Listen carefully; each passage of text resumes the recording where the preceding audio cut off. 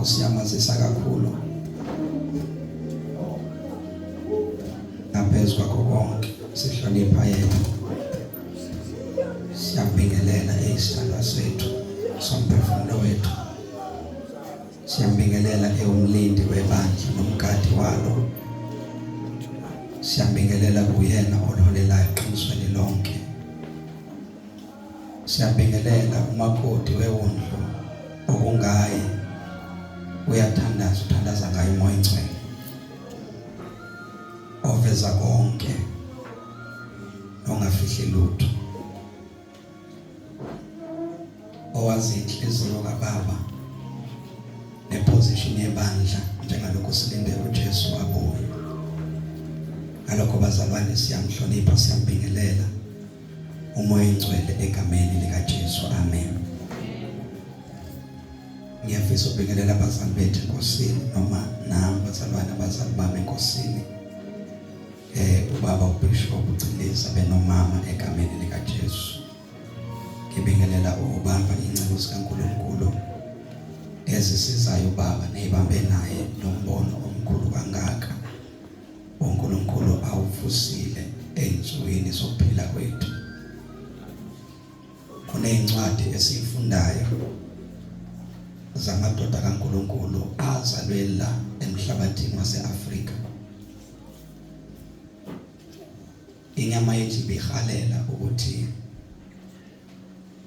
ukuba ngabayaphila kulesi sikhathi, kodwa masikala nathi lokho inkosi ekwenzayo asinakusola futhi asikhathazeki, ngoba siyazi ukuthi ubaba uNkulunkulu kunobaba asivusele bona enkosini egameni likaJesu, amen. So siyabingelela kakhulu baba inomama egameni likaJesu nezincebo zikaNkulunkulu, amen. Omama befundisa bazalwane i-leadership yebandla ne-youth njengoba sihlangene mphathi wayo, siyabingelela ama-worshipers abafowethu nodadewethu enkosini bazalwane, ubhuti omncane uyabingelela, amen. Nami ngabanjwa uJesu emgaqweni ngiyofunda eThekwini, wangithola nami ngaba insizwa esikuye ngisindisiwe ngomusa kaNkulunkulu, amen. Ngasindiswa, ngiyasindiswa ngosindiso, amen. Indaba kaKristu Jesu yenzeka, yasiyenzeka, sesikhona, iyokwenzeka futhi sekufanele siphume emhlabeni siye kuye, amen. Revelation chapter number 3, hayi bazalwane, izwi silifunda yesenzo chapter number 1. Engichaza le ndawo yokusithi sasindiswa, siyasindiswa, sosindiswa ukuthi lithi izwi laNkulunkulu iwundu lahlatshwa ngaphambi kokusekela komhlaba, amen. Uma iwundu laNkulunkulu lihlatshwa ngaphambi kokusekela komhlaba, kufanele sibuze ukuthi lahlatshwa kanjani makuthiwa umhlaba wawusasekela. Akekho nje ongama laphambi kwethu athi bazalwane indlu sengiyiqedile kodwa isabe foundation, athi ngiyambonga uNkulunkulu kusasa ngiyayivula nize bazalwane nizodla ibe indlu isasekela, amen. Imfihlakalo kwayona leyo nto bazalwane ukuthi iGolgotha lingakakhiwa noma iGolgotha lingakabi khona uKristu ayobethelwa kulo. uJohane mayesesiqingini sasePatmos uNkulunkulu emembulele sambulo ukuthi iwundu lahlatshwa ngaphambi kokusekela komhlaba. kwase ngokusindiswa kwethu. Amen.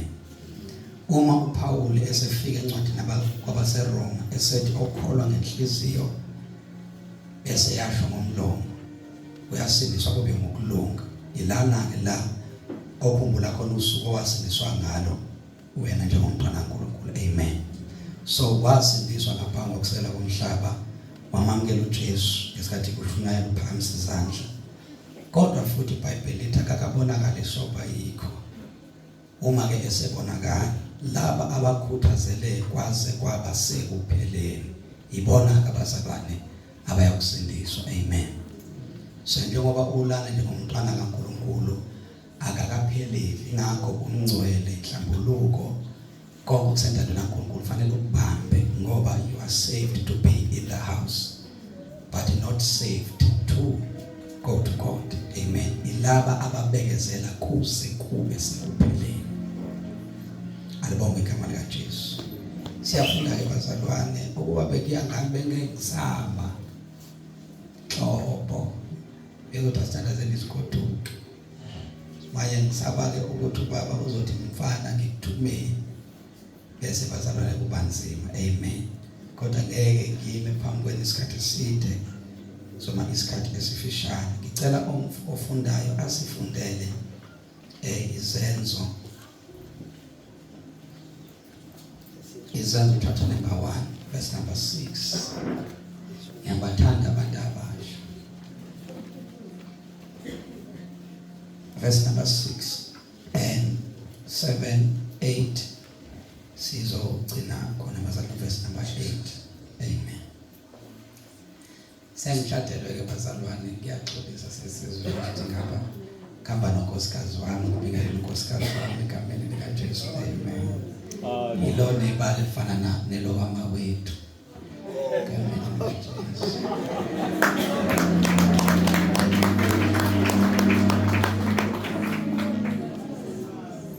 Abamazi. Okay.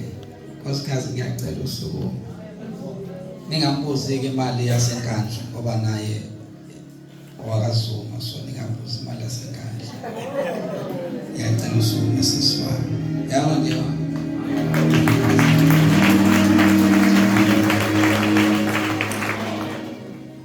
Sasithandazile ukuthi inkosi ziswelisele ekufakaneni la indandatho.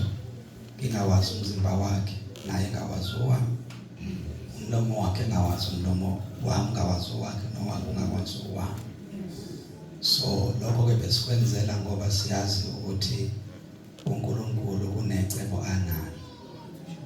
Manje uma umshado siwakha ngesisekelo esirongi, bonke abazosilandela bazoba kulelo gibelelo lokuthi bazane bengakazani. Inkosi yasenzela-ke bazalwane lowo musa. Siyafakaza sethuduma kuJesu. Amen. Verse number 6. Verse number 6. Khona lapha bebuthene bambuza bathi, Nkosi, sawubuyisela umbuso ku-Israyeli ngalesi sikhathi na? Wathi kubo, akusikho kuwena ukwazi isikhathi noma imizuzu ubaba akumisele ngamandla akhe. Kodwa nizakwamukeliswa amandla umoya ongcwele esefikile phezu kwenu. Nibe ngofakazi bami eJerusalema naseJudiya lonke naseSamaria kuze kube sekugcineni komhlaba. God bless our lunch. Amen.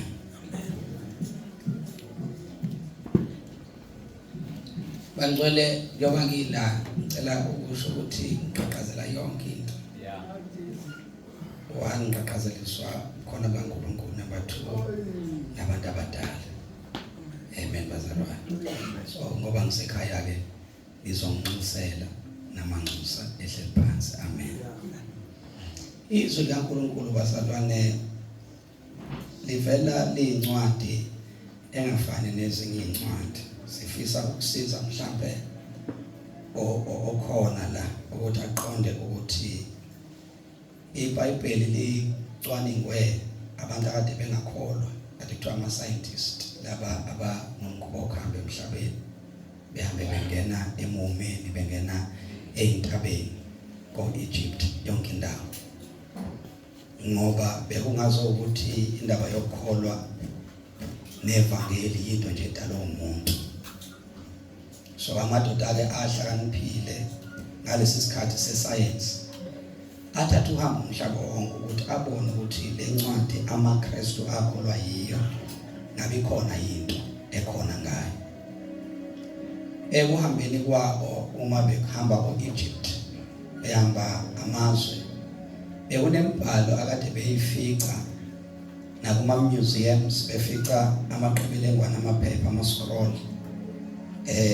bazame ukuwahumusha, and then bathola ukuthi no, kunamadwala, kuney'ntaba eziqoshiwe zabhalwa, kunento ekuthiwa indala kuma-scroll ekade ikhona endala futhi nayo. Base bebona ukuthi no, this thing is truly true, iqiniso lento le amaKristu ayilandelayo, ngoba bayakwazi ukuyitrace noma bengakholwa.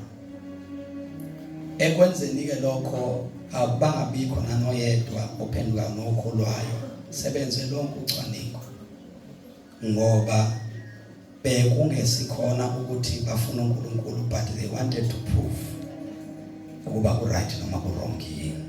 Kanibonge igama likaJesu. Ofundayo-ke iBhayibheli akalifunde ene-confidence egcwele, ngoba ihlolwe abantu abangakholwa, bayisearch baze bayithola ukuthi ikhona iqiniso ngempela indaba yezwi likaNkulunkulu. Amen.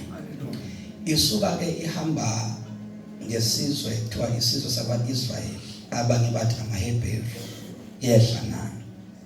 Kunezinto ey'ningi esingayibalula ngabo laba bantu esithi masichecka usikompilo lethu njengamaKristu sifike siyithole khona. Impilo yabantu bakwa-Israyeli inemfihlakalo, kunezinto ey'ningi esingabona ukuthi why uNkulunkulu akhetha u-Israyeli ewukhethela yona. Number 1, ngokosiko lakwa-Israyeli, uma owesilisa esekhulile esefuna ukuthatha umakoti, akubi kuyena ukuthi ayithathele, kodwa kuba ubaba ukuthi athi, now my son, it is the time for you to choose a wife. Baba ubonayo ukuthi undodana usefit ngokwenele ukuthi athathe umakoti. Ebese-ke ubaba mhlawumbe kwesinye isikhathi emthumela nabanye ukuthi abahambe beyobheka. Lokho uzokubona ngesikhathi Isaka esesukile ezweni ukuthi wathumela ukuba kubuyele ezweni lakubo, ube indodana yakhe ihambe yofunela umakoti, ngoba wayengafuni ukuthi undodana wakhe ashade umakoti wezizwe. So baba kuba ukuthi athumele ingcebo ukuthi hambani niyongitholela umakoti, ningitholele indodana yami, ngoba kwase kubaba wayesebona ukuthi indodana ifanele ngempela. Amen. Uma ke sebemtholile umfana ke ube esethi ke ngicela ukuthi abathi nansi indandatho, ngiyabuya ngisawukusebenzela idowry, ilobolo, ngicela ubambe nasi isibambiso, mina ngiyakubuya ngiyosebenza, hambe ngiyokulungiselela indawo ukuze uthi mase ngikususa sengikise ekhaya, uthi mawufika khona ufike unendle ngikulungiselele yona. Ngilinde kodwa nasi isibambiso, lesi sibambiso siyisili yokuthi usuku wami ngempela. Alibonge igama likaJesu. Umakoti ke bese yahlala yalinda, alinda umyeni ukuba ahambe ayomakhela indlu. Alibonge igama likaJesu. Athi ke umyeni mayesezobuya bese kumenyezwa lapha ukuthiwa nangu umyeni. Kuba khona izintombi ke ezihambayo ziyomhlangabeza umyeni kamakoti olindile la. Ngaleso sikhathi umakoti sisuke singasekho isidingo seringi la kade eyiqhokile, ngoba usuka sazi ukuthi ukuphelela komyeni wakhe sekufikile. Uzokubona lokho ukuthi usikompilo labo uJesu kufezile ngokuphelele ngesikhathi sakhe ephila, ngoba uKristu Jesu akayikhethelanga umakoti, kodwa uNkulunkulu owabona ukuthi the son is fit now to receive a bride. Uma esho njalo uJesu uNkulunkulu wavula incwadi ezulwini, lento sibona ku-Revelation. Le ncwadi evuliwe, it was like ukuthi my son is ready to take a wife. Kwase kufunyanwa ezulwini ukuthi ubani ongathabathi incwadi uJohane uyayibuka leyo nto leyo ukuthi into eyenzeke ezulwini ngesikhathi sekubona ubaba esebona ukuthi manje ufanele ukuthola umakoti. Wakhala uJohane ngoba khona into osukayo esondele duze kwakhe kungabusakhala Johane isinqobeli ngonyama yomndeni kaJuda. Uvela ukuthi uJesu useyehlala manje ukuba ayomfuna umakoti. Wonke umuntu ozoshada uqale abheke ukuthi upleasing noma uyachaza yini ukuba ngingamthatha. Wonke umuntu mayezothatha uthatha umuntu osevele se right. Kodwa kwaqala ngoKristu Jesu ukuba angathatha sebe right. uJesu mayehla akazange ezofuna asebe right. Wabona ubuhle bamakoti wakhe ebhecwe isono egcwele esonweni. Wafana nokuthi ubona igolide efihlwe phakathi odakeni. Wathi mangizolihlanza ngihlanze namanzi ngizohlanza ngegazi lami, for I have found myself a suitable wife. Itholela umsizi oyena yena. Usho njalo usanezono endala kashuneza kaloma uzophenduka yini, kodwa uJesu wathemba into ekuye ukuthi noma nje inamandla umhlanza. Umhlaba ungalila nje ukuthi uyisoni, yena angisamboni mina eyisoni, mina ngibona esehlanziwe esembethwa umhlophe sengina iphambi kaBaba. Wakhokha uJesu ilobolo. Uma efika kuJohn 14 uthi inhliziyo zenu mayingakhathazeki. Sekhuluma umyeni ke manje ukhuluma nonkosikazi wakhe uthi makoti ngoba sesibonene ungabusakhathazeka.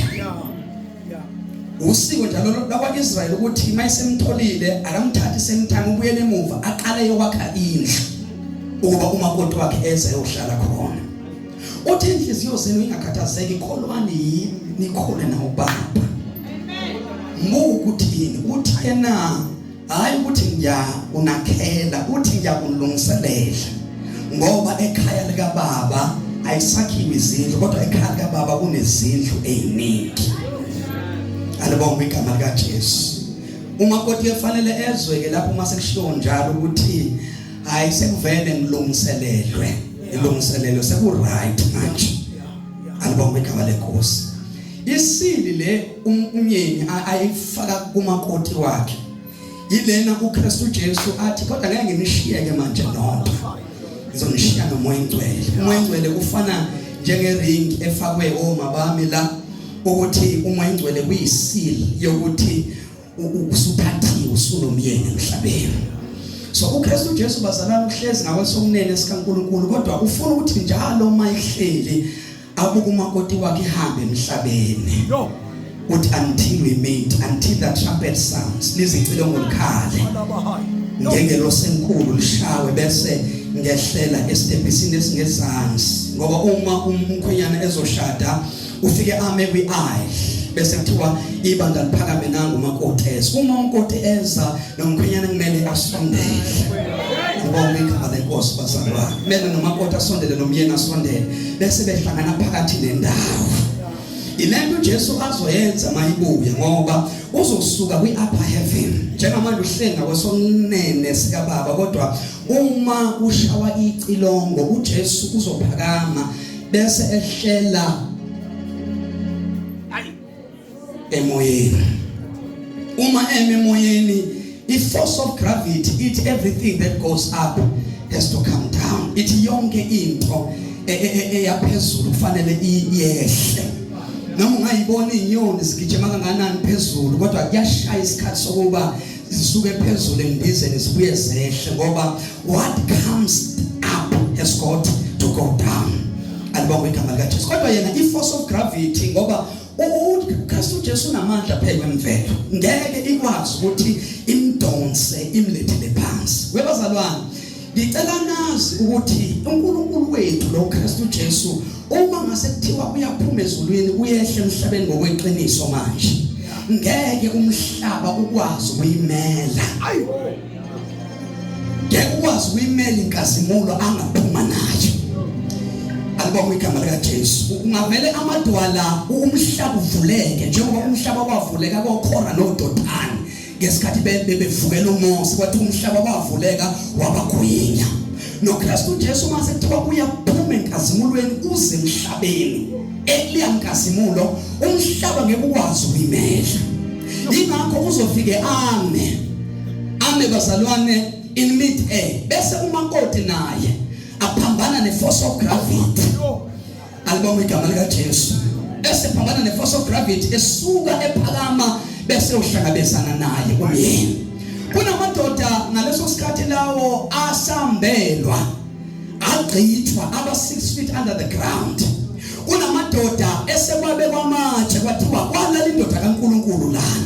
But uma umyeni eza ngalolo suku akukho tombstone yobanamandla. Ayikho tombstone yobanamandla uthi baqhube alibonga igama lika Jesu. Bayophuma bonke nomkhulu noma nomkhokho wethu uJohn Philisa naye kulelo thuna elikubo. Abanye bazalwane ngeke baphume emathuneni, abanye baye bebeqhamuka olwandle ngoba kunama missionaries ahambe shumayela emhlabeni bafike babulawa bathatha umkhumbini bayojikijela olwandle. Kodwa even nanolwandle uqobo lwabo uma likhali icilongo liyobahlanza ngoba umyeni uzobe seyifunela umakoti wakhe. Umakoti osake wayohlangana nomyeni egqokile mshe. Alibonga igama lika Jesu. Ngeke umakoti aye ekohlangana nomyeni egqokile mshe. Kunengubo bonke umuntu omakoti noma thiwa sisemshadweni sonke kodwa akekho umuntu ongadida umakoti. Umakoti mayiqhamuka kuyabonakala ukuthi hayi nangu umakoti. Alibonga igama lika Jesu.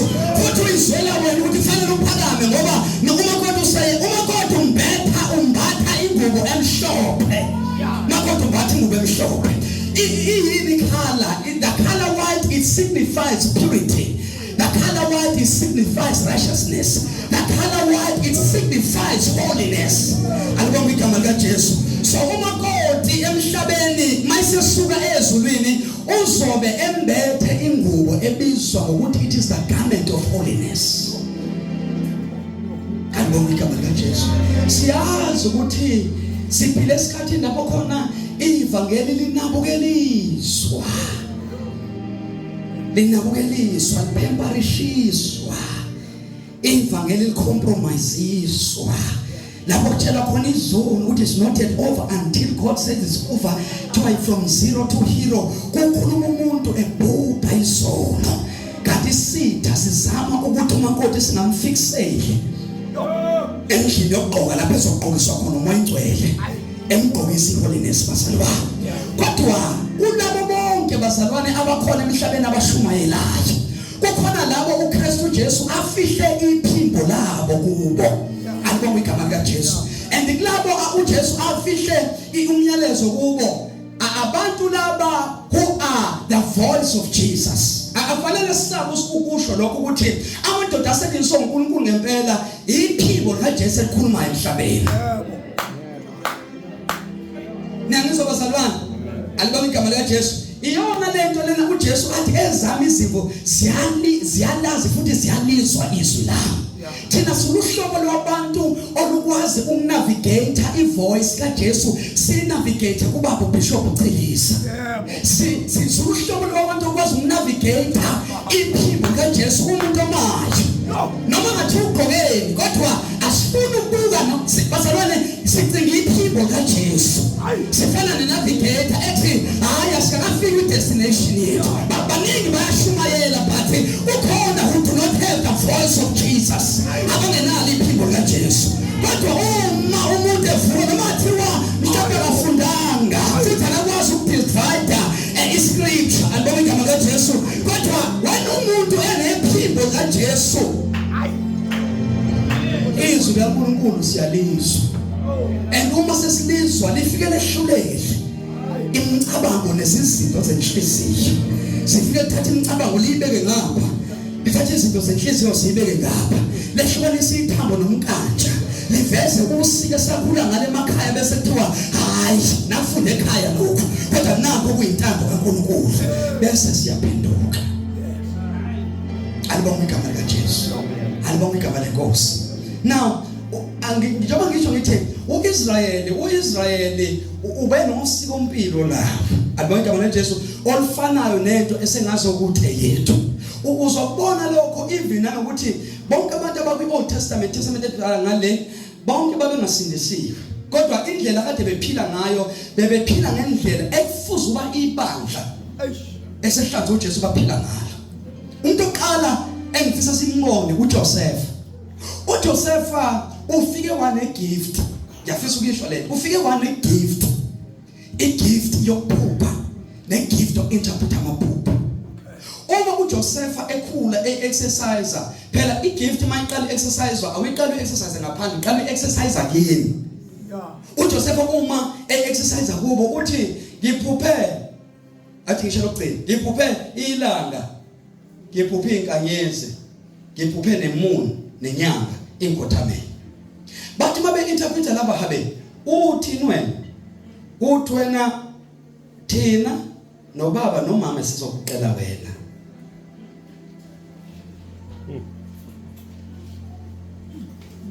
Uthi sokhothama kuwe thina badelela lo mfana asifuneni itulo ukuba simcishe kanti igift alibonga kaJesu bazama ukumdayisa abazalwane kwafika eGibhithe. Uma efika eGibhithe kanti uNkulunkulu wenza yonke lento kuba areject. uNkulunkulu ufuna ubone isikhathi sendlala esikhathi sofika emhlabeni. Alibonga kaJesu. Uma uJosepha efikile owegift ufika ungena epalace ufika uzoba ugardener. Uma enza igadi unkosikazi wenkosi ubona a precious a handsome boy utafuna ukulala naye. Ngobakhela itulo kuba athi weJosepha woza uzophuza la nayijuice ngiyabona uyasebenza ilanga liyashisa woza. Joseph angene kitchen ibizo uNkulunkulu manje efika kanti ijuice imagneted woza la kahle kahle uzile uzophuziswa kahle kahle lala nami.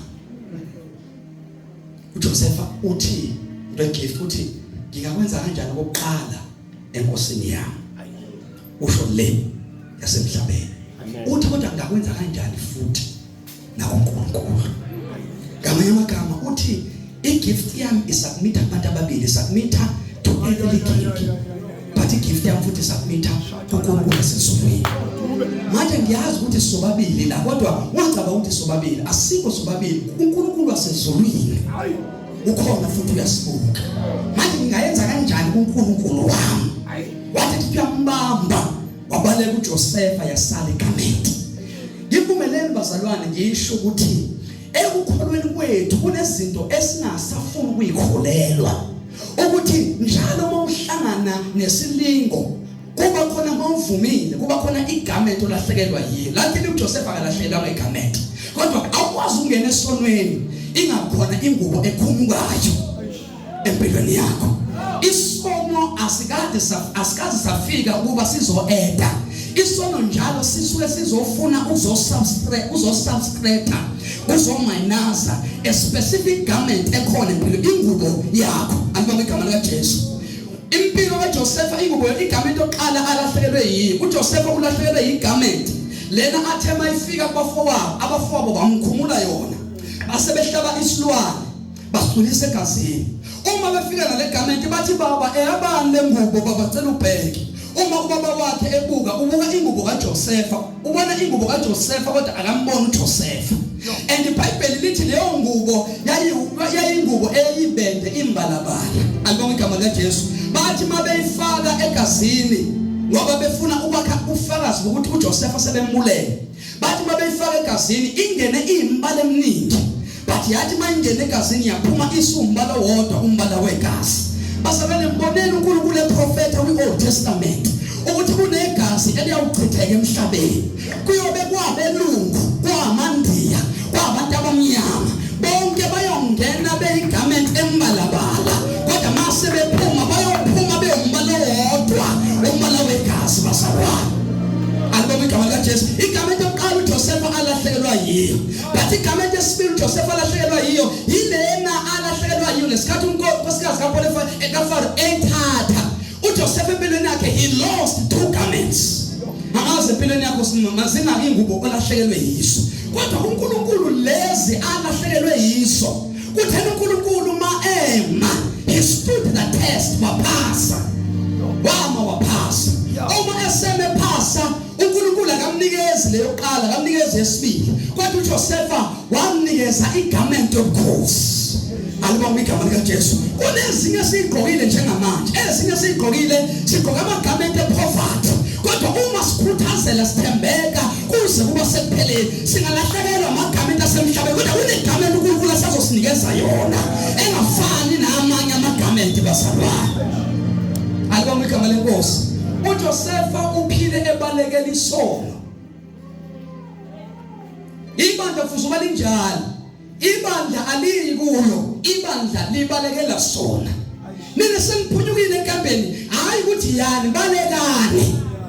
Alibonga igama lenkosi. But abazana besibili abeveza impilo yebandla efuze kuyenza phila yona, uDaniel noShadraka noMeshaki noAbednego. Mawustadisha impilo kaDaniel noShadraka noMeshaki noAbednego, uzothola ukuthi iprayer life yakhe bebethandaza kathathu ngosuku, every day. Alibonga igama likaJesu. Bebethandaza ngabazalwane kathathu ngosuku. Alibonga igama lenkosi. Kathathu ngosuku. Imfihlo yebandla esithathwa amaSulumane. AmaSulumane athandaza kathathu ngosuku. Impilo yebandla. Kodwa uDaniel noShadraka noMeshaki noAbednego babethandaza kathathu nabo ngosuku. uDaniel waba senkingeni ukuthi izwe lonke liyavalwa, kuthiwa ama prayer life abo awami manje. Angabe sathi athandazwe kanye futhi ithandazwe kuguqelwe isithixo esakhiwe. Washo ukuthi lento isiDaniel uqobo akasayenzi, isiphila kuze. uDaniel wathi mayebuzwa lokho lithi iBhayibheli, wakhuphuka waya ekamereni lakhe, wafike wavala umnyango, wavula amafastela, wabhekisa ngaseJerusalem, econnecta necovenant uNkulunkulu ayenza kuJeremiya ukuthi njalo uma nithandaza nibheke eJerusalem, lo mthandazo noma ngathiwa umthandazo ongingizayo, kodwa uma umthandazo ubheke eJerusalem, leyo mthandazo leyo yobe yimthandazo ephenduliwe bazalwane. Alibonga igama lenkosi. Econnecta kwicovenant yaseJerusalem. Bambona ukuthi uyathandaza kathathu ngosuku, base bamcela uNkulunkulu. Uma sefakiwe engonyameni, uNkulunkulu ingonyama lezi ayifakwe zona zaze kwi-fasting zavala uba singahle. Ma engena uDaniel ungena nalento ekuthiwa i-likeness kaNkulunkulu.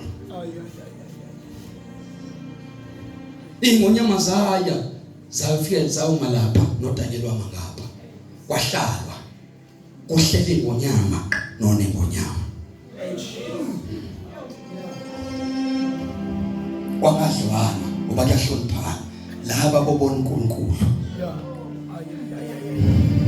Daniel anizele nalama ndoda nangilinde umuntu ozongikhipha ngoba ngifakwa abantu, ngifale ngikhishwa abantu. Wahlala inkosi yangavusa laba bamfakile, inkosi ihamba yayovusa inkosi. Inkosi yangakuthola ubuthongo, yabuya yathi Daniel, wathi Daniel mana njalo nkosi, wathi uNkulunkulu okulondi, uNkulunkulu omkhonza njalo. Alibonga igama likaJesu. Useveza lento ukuthi hayi sengiyabona ukuthi lento yakho yokuhlala nengonyama ayivelanga nje, kodwa ivele ngoba umkhonza njalo. So uNkulunkulu omkhonza njalo ukulondile yini, wathi kube njalo nkosi. Wathiwa ngikhipheni, bamkhipha, base befaka labo uDaniel ababemfakile. Impilo yabazalwane leyo bazalwane. Ibandla futhi baliya operator kwi-effective prayer life. Ibandla liyathandaza. But enye into ibandla futhi bakhamba kuyona ileka Elijah. Umprofeti uElijah akwazi uspiritual father wakhe ukuthi ubani. Prophet Elijah, he became a prophet, and the prophet wakhe kunezinto uNkulunkulu ade zenza ngumprofeti Elijah. Leli Bible thina sakhiwe phezulu kwesisekelo sabapostoli nasabaprofeti. Alibonga igama likaJesu. Ingakho usuke outdated. Mawusamzalwa lokhokhela o1 on 1 ukuthi ufuna uprofeta.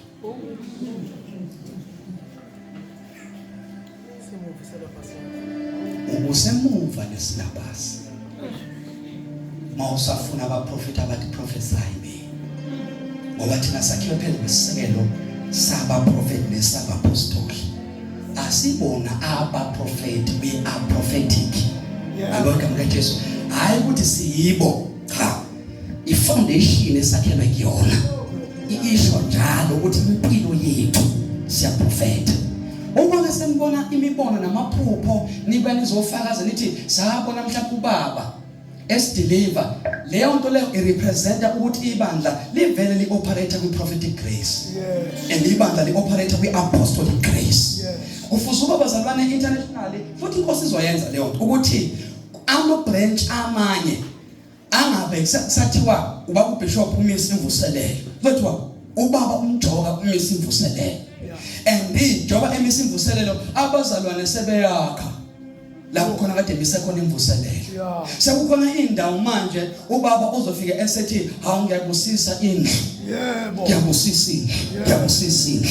Ngoba umprofeti ubaba umjoka noma kuthiwa umvangeli kodwa wakhiwe kwi-apostolic foundation. I-apostolic foundation ithi ngiyakwazi ukubeka isisekelo noma umpostoli engekho kodwa ngakhiwe phezu kwesisekelo sabapostoli. So akufanele uze kufika umpostoli ukuze ngikuqala imvuselo cha bazalwane. Kufanele abaprofeti bamanga begadu babuthilisa lokhu simgade ngala kodwa kuzwakala ukuthi hayibo othilisa ngapha bishop ngapha bethi hayi simgadile ungapha kanti asebo akuseyena kodwa sekuyena ngamadodana akhe. Alibonga igama likaJesu.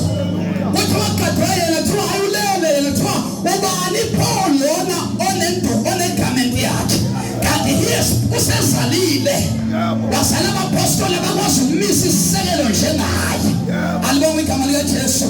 Alibonga igama lenkosi bazalwane. That is why we are even exercising to preach in English because siyazi ukuthi kufanele bazalwane amadeleshe awele aye pheshewe wandle. Alibonga igama lenkosi. Kodwa kungawelangu baba mhlaba kodwa uwele thina kodwa ewelile naye. Masithi abantu abasebenza phesheya bethi into yenu siyayazi ifana neyelinye nomunye ubaba noma nomunye umkhulu. Bese siyabuza ukuthi bani avele bathi PR Chelisa. Uvele wabona awushilo babizolo wathi uPeter wathi othi umlihla. Intombazane encane yabona imfihlakalo kaJesu kuPeter. Yathi hayi wena wawunaye. Alibonga igama likaJesu. Sizoserva ugogo until we are transformed. Until we are transformed to the shape of the anointing. Sizoserva sise hayi bazalwane sisi double portion sithole. Elisha uphethe 16 miracles but Elisha uphethe 32 miracles. Yakuzwa tu la into enkulu efanele igcine khona fanele siyiphinde leyo. Ayiphinde leyo. Andike bazalwane siyaxolisa ababangathi abathwalayo angeke sithwale bazalwane. Sinento esemqondweni ukuthi kufanele sidelive le yanto. Umhlaba ungakhange ngenxa wasekulalo babe enkosini. Kufanele bethi mabelala bethi wesathane waze wavelelwa. Ngoba makuwa amadoda amadala khona abancane abamlandela umprofeti wase baba sepheleni. Fanele kube njalo.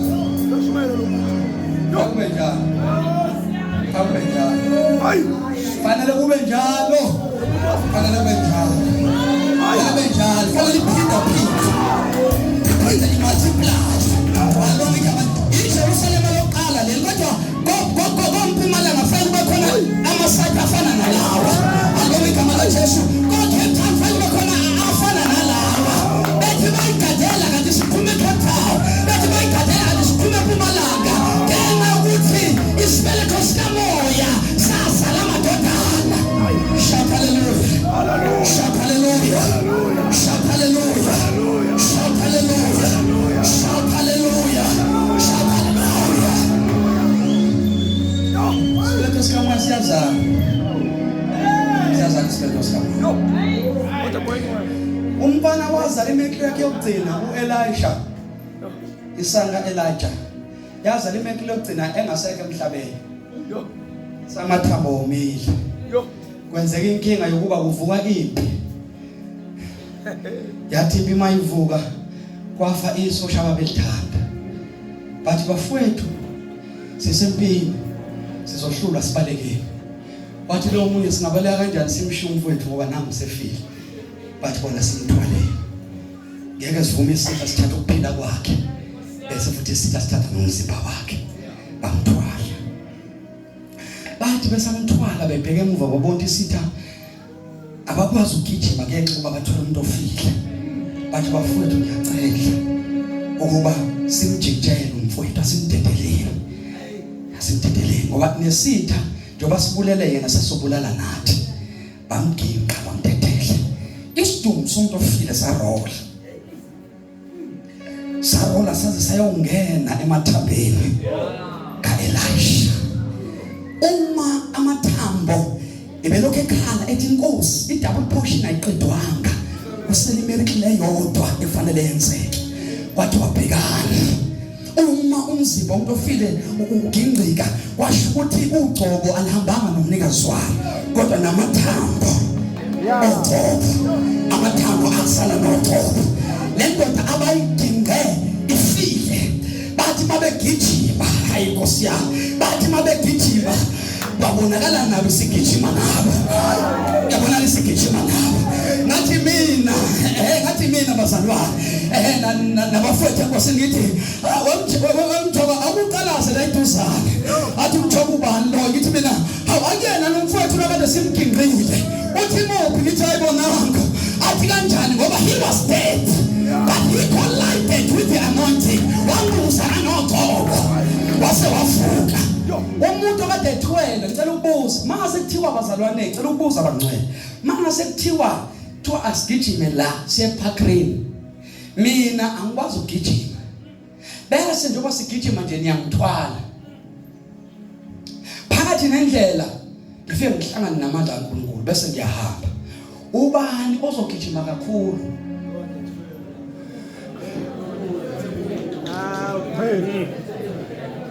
ubani ozobe fresh phakathi kwalo kade beqala uhambo beyigijimela nalo qala uhambo ethwele ngiyeza njalo bazalwane abazoba namandla yilona kade ethwele ngoba yena akagijimanga ngeenyawo zakhe ugijime ngezabanye manje bese gijima akasagijima ngezabo ugijima ngezogcobo nangweenyawo zakhe ngicela ukubuza webantu abasha ngoba sekuyiconference abantu abasha baphi abawa endleleni baphi abalimala endleleni ngoba kuyabonakala ukuthi siyakhonza nje kodwa bakhona esaqala nabo uhambo kodwa abangasekho la kodwa uyabona mangabalandi uma ingcwele uzoyivusela abantu abazoba nezinseka semphefumulo elahlekileyo and this bazobavakashela emakhaya befike nento ezobenza bavuke njengale ndoda eyavukayo anobagada awukwamena phela manje anobagada abawile nababhala nabakhuluma uthi base bengahlangana nokho bendleleni ngoba mabazohlangana nabo bazothi masebebuya ispirit sabo sizobe sesinzima kakhulu nani bazomfitanila bethi hayi baba siyamazihlala naye hayi baba wethu bathi bona bafowethu siyekele thina lento silande esonweni sakholwa sasindiswa sawa njengoba sasula safuna ukuyela emuva manje ispirit abazohamba ngaso inyoka eshaya inzima kabi make yashaya inyoka inzima kabi ngoba isula sathemba ilutho nabanjalo bazothi esathane wangithola namitha esathane wangithola ngawa kodwa manje sangivusiwe andike ngisabuyele emuva awukudasibimo ulahla abantu uJesu awukudasibimo ulahla abantu uJesu wathi David emayiphuma empini waqhamuka amadoda anokuhlakana athi inkosi siqeda siyazi ukuthi siphuma empini siyajabula kodwa singajabuleli unqoba kanti asiphelele sesibalile thina ukuthi la besaphuma nabo siyempini sithe masibale sabona ukuthi siphelele akushode namuntu Yinto ibandla futhi baliyayenza namhlanje bakuDecember ukuthi besaqala labo ngoJanuary. Ngoba selithi sithi Ebenezer. Ngabe labe saqala nabo sisaphelele yini? Basingaphelela balando. Basingaphelela balando. Yeah. Alibonke amanga Jesu. La sikhona incwadi ibhalwa uLuka, ivangeli. Luka udokotela. Babudokotela. Luka udokotela. Lo mzalwane ngokwami bengafanele akuthola ivangeli. Ngenxa ukuthi kwesinye isikhathi ngangizwa kapha bazalwane. Kwesinye isikhathi abantu abafundile bethi hey we are too busy. NjengamaGreek, amaGreek ayetshelwa ngesiphambano. Velathi bona yini ningashiyela ngendoda yale nganqindizwe ngoba kade phela igebengu zibethele esiphambanweni. Yini into angcono ngayo engizositshela ngayo. Babhalela uPaul abaseKorinte bathi na basithi siyabashumayeza amaGreek bathi bona what is special about the cross? But it's just a wood. Abangama Jesu. It's just a wood. Uthi uPaul mayibachaza ukuthi bayekeni uthi izwi lesiphambano liwubula kwababhubhaya. Ngoba bengafuna ukulamkela iwuli.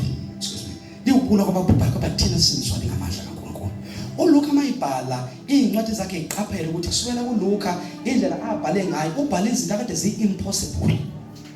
Kwabanye ngeke uthole abazothi a virgin conceived a child. Uzothola kuLuka ngoba udokotela. Indlela uJesu ambaba ngayo wangena kwi-department yakwezempilo wathi bengeke ngakholwa. Ivagina lifunyana likhuleka. Hayi. Asiyazithemba thina kadokotela. Uthi intombi ifunyana ikhulelwa. Ayikho leyo nto. Ubhala leyo nto Luka. Uma esesibhalela abazalwane uyabuya uzobhala indoda ekuthiwa Theophilus. Uthi yena uLuka uJesu sevukile waziveza ephilile kubafundi bakhe. Alibonke igama leNkosi. Amen. Waziveza ephilile. Wahlala nabo for 40 days. 40 days uJesu ebafundisa. 40 days ehlala nabafundi bakhe. 40 days. Ebafundisa ngevangeli lombuso. 40 days. I-conference yabo. Conference encane. Kwaye i-conference ka 40 days behleli nabo. Buka mase kufanele babona ukuthi baphasile bazulele 40 days. Babuza bathi Nkosi ufundiswa ngombuso uthi Nkosi awubuyisela nombuso waIsrael ngalesi sikhathi na. Kwahlimbo madoda. Nifundiswe 40 days ngombuso. Kodwa nina nisazobuza after 40 days kwesifundiso. Nizobuza umbuzo omngane kangaka. Uthi usazobuyisela nombuso kaIsrael. Uthi nje sekusikhona ukwazi isikhathi nomzuzu uNkulunkulu baba uMesile. Ngoba nina nibheke ukuthi kuzobuyisela imali kunina. Phela bapheqelaziwe la babekhokha intela kuKesari. So bona bathi ke sikhulule phela Jesu ngoba kwathiwa nomkhulu. Kanti uJesu akasho ukuthi nizoba nemali, ayiyona imali ezonenza niphathe. Uthi nizophathiswa amandla kaMoyengcwele. Amandla kaMoyengcwele. Uthi ungangeyinsuku engakanani nizokwamukeliswa amandla. So ningabheki ukuthi nizobhekisa umhlaba phansi ngemali. Umbuso manje awusebona abanemali. Sefuna umuntu onoNkulunkulu manje.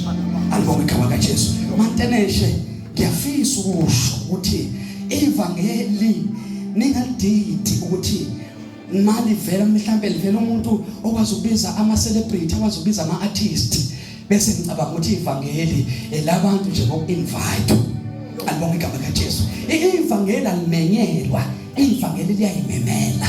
Alibonke igama kaJesu. Hayi ukuthi sobiza ivuselelo bese sizobiza i-gospel artist edakotshwayo. Sobiza i-gospel artist elala nabantu besifazane nelala nabantu besilisa indoda nje. Alibonke igama kaJesu. Bese sithi thina hayi siphula i-crowd. Ngoba uma ubuza umbuzo ukuthi nibamema kanjani abantu bozala esontweni bafuna nemvuselelweni nizobanikeza imic emvuselelweni bazoma ku platform kaMoyengcwele la ikhuluma khona bese bezosho iEnglish nje le ukuthi promiscuous bazothi hayi sizama ukuphula i-crowd. Uthi uJesu wenze njalo yini? uJesu wayiphula i-crowd uJesu. uJesu ayiphula nibazalwane iCrowd eyiphula ngama-artists nabantu abangakholwayo. Mase kuthiwa kuvuka amakhehla njengamanje kuthiwa akaze uzojeka ibandla befika la kume ama-gospel artists kume awusana nama-gospel artists sekuma no-DJ manje. Ibandla laseThekwini limeme niyangirekhoda. Ibandla laseThekwini limeme uDJ Tira esontweni. Kwathiwa akazonandisa kuthiwa kuphula iCrowd. Amen. Phula iCrowd. Umangwele yekani la njengoba bayajabula kuyagcunywa la singakanani isililo phezulu. Umangwele ebuza ukuthi nenzani manje.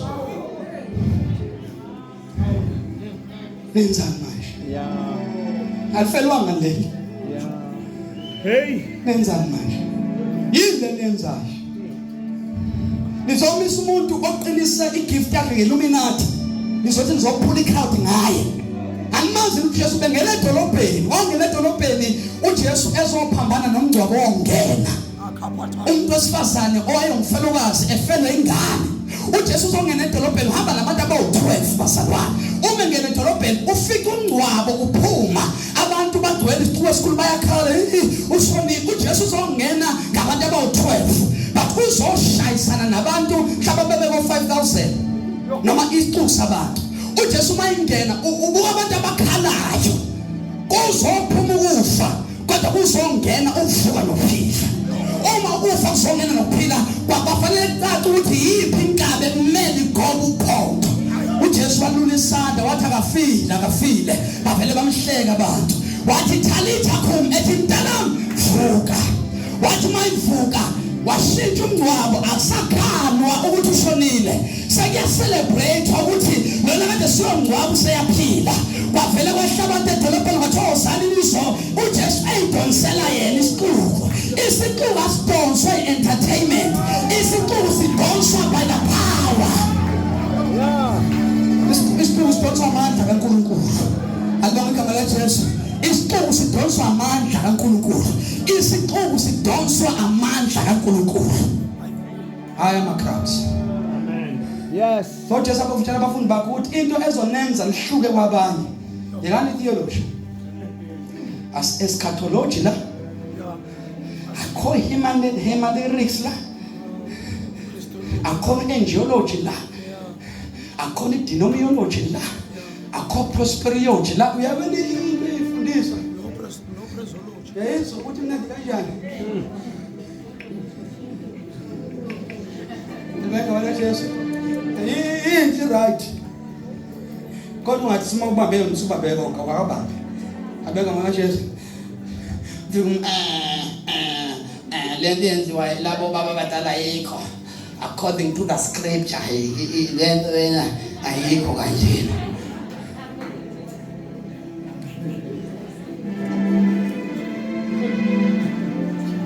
Mengabuza ubuhlungu bokuthi obaba bethu abadala enkosini beyiswe izingane ezingenaNkulunkulu antabukela. Jesu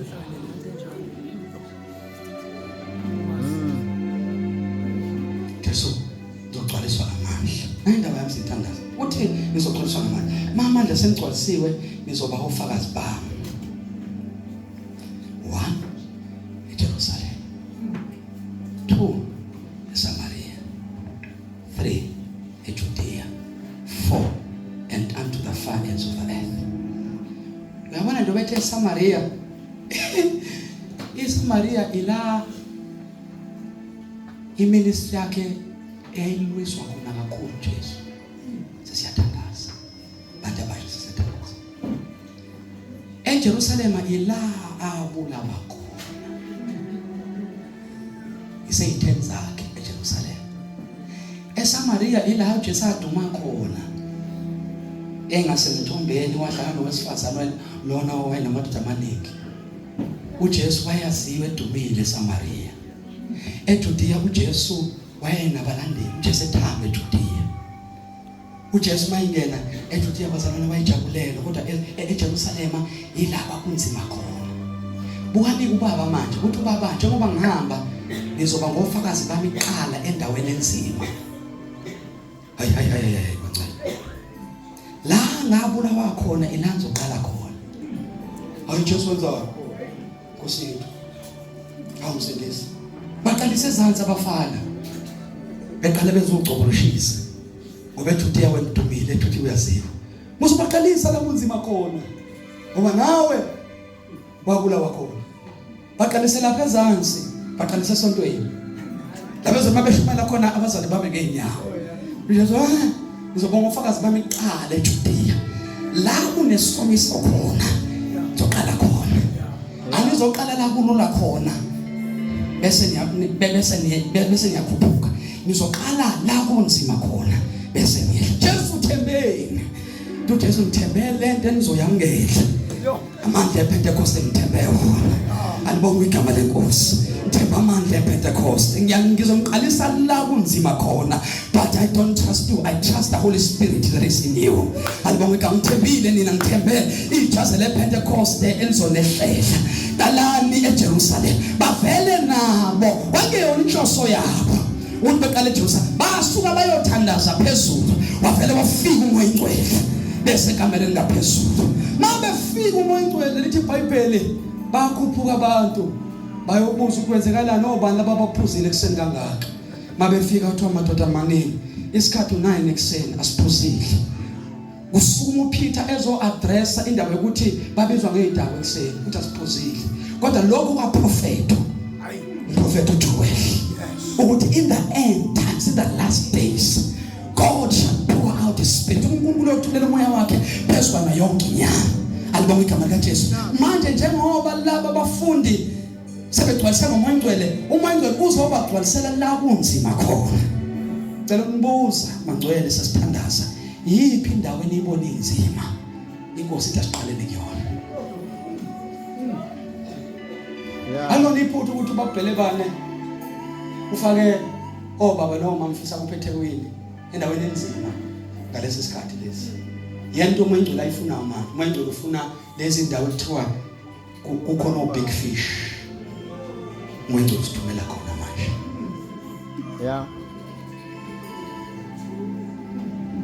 yakhona two bishop ubani ophethe khona umoya ingcwele uthuma becebo manje sekulezo ndawo inzima hambani nimbethe